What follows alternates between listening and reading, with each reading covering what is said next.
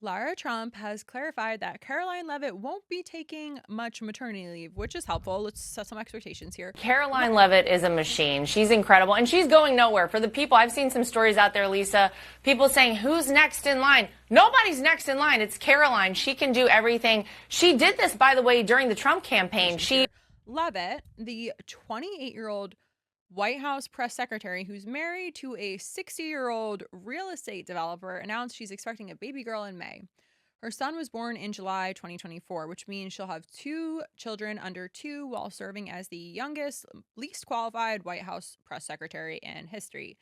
And this is days after this announcement. Lara Trump went on Fox and Friends Weekend to assure everyone that Leavitt will be right back at work. No replacement needed. She can do everything, which is very inspiring and empowering and very consistent with the conservative movement's message about motherhood being the most important job. And real quick, I'm Lauren Paritra.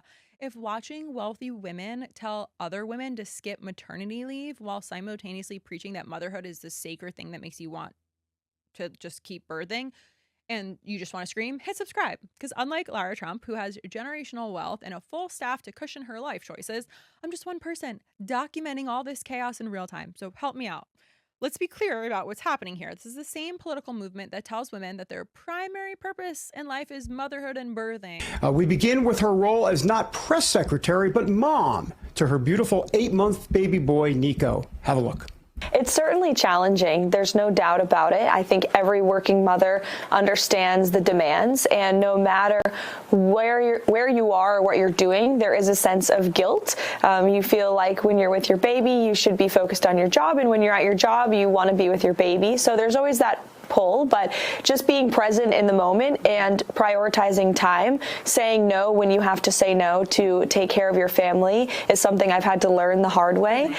That having babies is a patriotic duty, that feminism, liberal feminism in particular, ruined everything by making women think that they need careers. That movement just announced that their 28-year-old press secretary will be right back at work after giving birth because she can do everything. She was pregnant and delivered her son, Nico, and then was back to work within a couple of days on television fighting to ensure that President Trump got elected. But she's amazing. And listen, we love babies. President Trump loves babies. He has really fostered the most pro-family, pro-child environment, I think, in the White House. And certainly I can speak to our campaign offices. But, you know, back whenever he was running for president in 2024, you would show up at the campaign offices. People would have their kids there a lot of times, myself included, because he understood that it was important for people to be able to spend time with their families as well as get their job done. And you go to the White House, Susie Wiles talked about this when I interviewed her back in the spring. She said, look, we try to schedule staff meetings so that the parents have an opportunity to maybe drop their kids at school in the morning, wake their children up, spend that quality time with them, because we understand how important it is. But from the perspective of what he's done as president, this president has also shown how much he loves babies. Obviously, he's the most pro-life president in American history. But, you know, you look at things like increasing the child tax credit. You look at the Trump accounts, Lisa. This president wants to ensure more babies in America. We know Elon's talked about how we're going to be in a bit of a pickle if we don't get more babies coming into this country and more people having babies.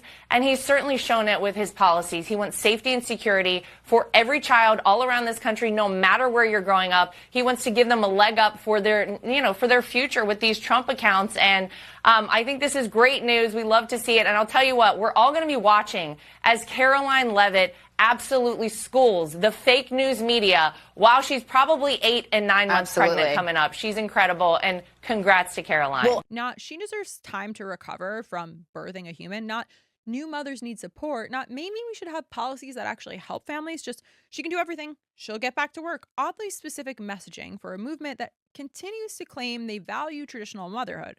Leavitt herself said in her announcement that she's extremely grateful to President Trump, which is a weird thing to say in your pregnancy announcement, and to Chief of Staff Susie Wiles for their support and for fostering a pro-family environment in the White House.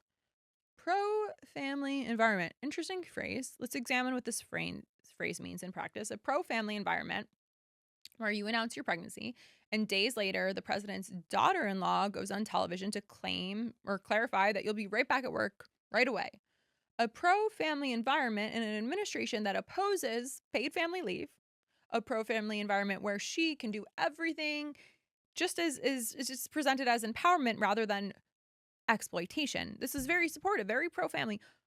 Lara Trump told Fox News, I've seen some stories out there, people saying, who's next in line? Nobody's next in line. It's Karoline. She can do everything. She can do everything. Press briefings, care for a newborn, care for a 1-year-old, physical recovery from childbirth, sleep deprivation, everything simultaneously. No help needed. Just manage it all while also being the public face of the worst administration in history.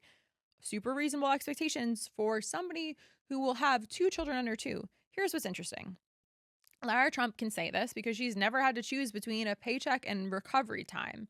She's never had to go back to work 2 weeks postpartum because her rent was due. She's never had to choose between healing properly and losing her job. She's a Trump. She has resources. She has staff. She has options. She can hire night nurses, nannies, postpartum doulas, housekeepers. She can take time off if she wants. She can do everything because she can pay other people to do most of those everythings.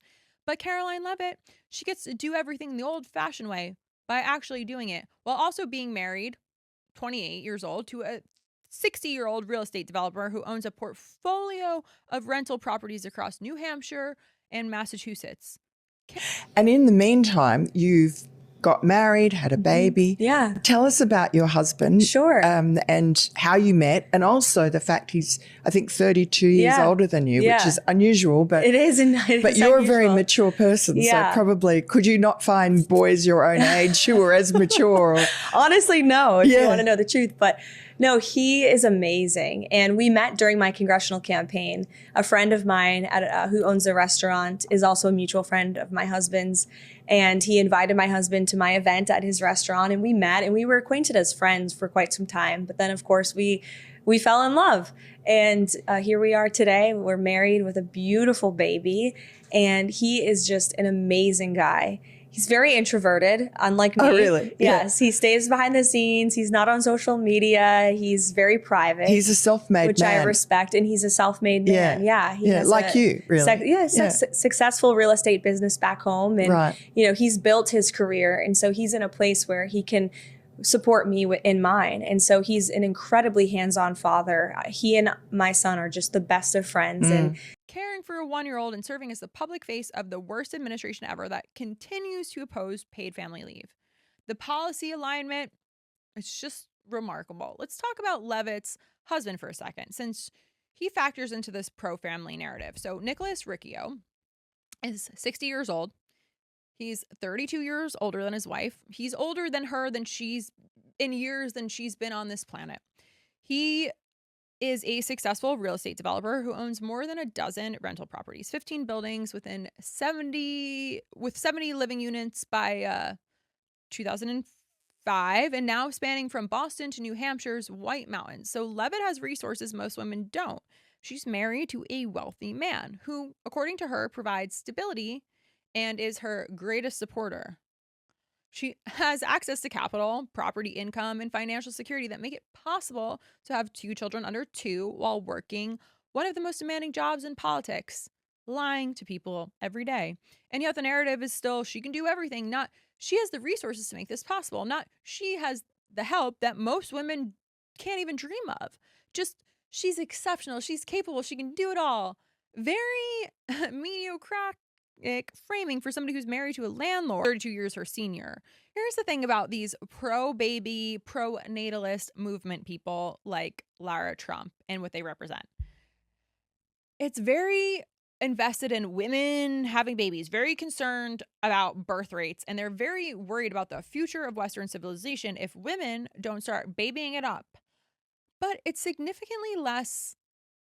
they're significantly less invested in making it possible for women to actually raise said babies, for those babies to survive without destroying the health, finances, or careers of the mothers. Paid family leave, socialism, universal healthcare, socialism, communism, healthcare not tied to employment, socialism and communism, living wages. Stop asking for handouts, just be richer. But having babies, that's your patriotic duty. And you better get back to work immediately afterwards because we need you to do your job. But also, motherhood is the most important job. Like, pick a lane. But also, don't expect any support for doing that job. But also, you can do everything. It's just like very all over the place messaging. And that's the what the pro-baby crowd loves to talk about. They love to talk about how motherhood is sacred, how it's the most important work, how modern women have lost touch with their true purpose of babying it up.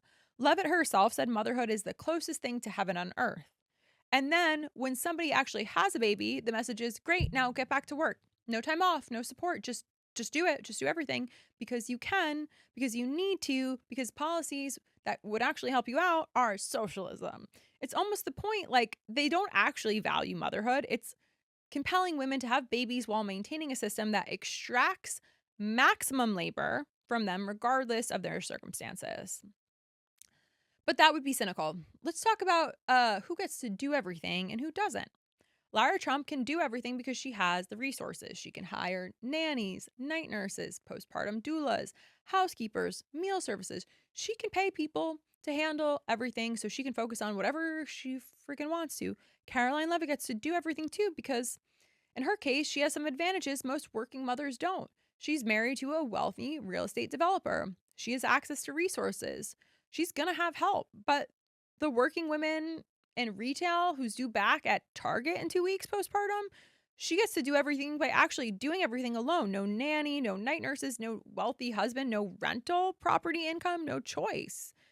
And when she can't manage it all, when she's exhausted, when she's recovering, when her health is deteriorating, when she can't function on 2 hours of sleep while also performing her job, that's a personal failure. She should have planned better. She should have been a little bit more capable. She should have maybe married a landlord who's 60 years old.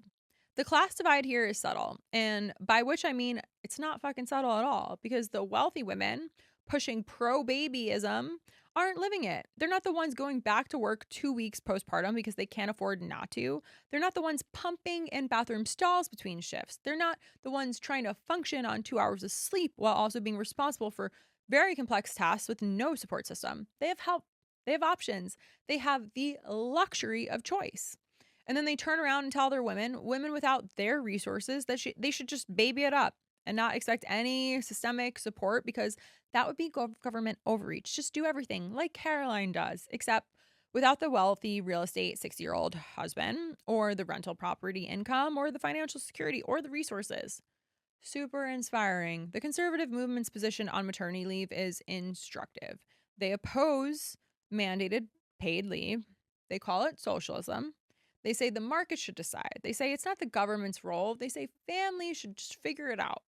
And then when you point out that figuring it out themselves means that women either go back to work immediately or lose their jobs, they say, well, that's what Karoline Leavitt's doing. She's doing it. Why can't you do it like Karoline Leavitt? The fact that Leavitt is married to a man with a rental property empire wealth doesn't factor into this narrative at all. The fact that she's got access to resources most women do not, financial security, probably lots of help, certainly options, it doesn't matter. She's just exceptional, just capable, just doing what any woman could do if they just tried hard enough. And if you can't do everything like Karoline, well, you are a failure. You probably should have married that 60-year-old real estate dude. Should have been more ambitious, should have just figured it out. And here's what the pro-baby movement won't say. They don't actually want to support mothers. They want babies born, and then they want women to handle everything privately with no government support, no policies, no help, because policies cost money. Policies require the government to intervene. Policies might help the wrong people, poor people, single mothers, women who didn't marry 60-year-old real estate developers, 32 years their senior. But it's just easier to tell women to just have babies, baby it up, and figure out how to survive. Unless you have resources, then you get to announce you'll be back at work immediately, and everyone calls you exceptional instead of just acknowledging that you just have money. You have money to make exploitation look like empowerment. Karoline Leavitt is 28 years old, which is crazy, and she's about to have her second child.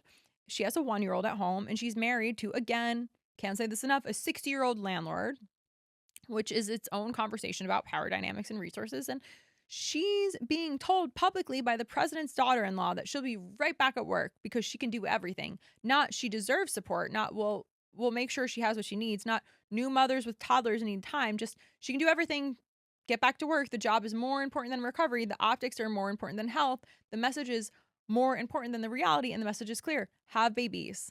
Baby it up. It's your duty. You are just a vessel for birthing. It's your purpose. It's the most important thing you can do. Motherhood is the closest thing to heaven on earth. But don't expect time off, no support, no policies that make it possible to do this without destroying yourself. Just marry somebody with rental properties and figure it out. Do everything like Karoline, except without her advantages or without her resources or without options. Very reasonable, very sustainable, very baby pro family. Look, if the phrase "she can do everything" coming from a Trump while discussing a woman married to a 6-year-old landlord taking minimal maternity leave doesn't make you see this entire con, I don't know what will. Subscribe so you don't miss the next installment of wealthy people telling working people to sacrifice everything while they coast on rental income and generational wealth. Again, I'm out here solo pointing out that pro-family means something very different when you own a dozen properties versus when you can barely afford your rent. And if you think that message is important, then hit subscribe, share this video with a friend, hype this video. Again, I'm Lauren Paritra, and we'll be back with more. Oh my God, Willow, we're going to get some tacos after this.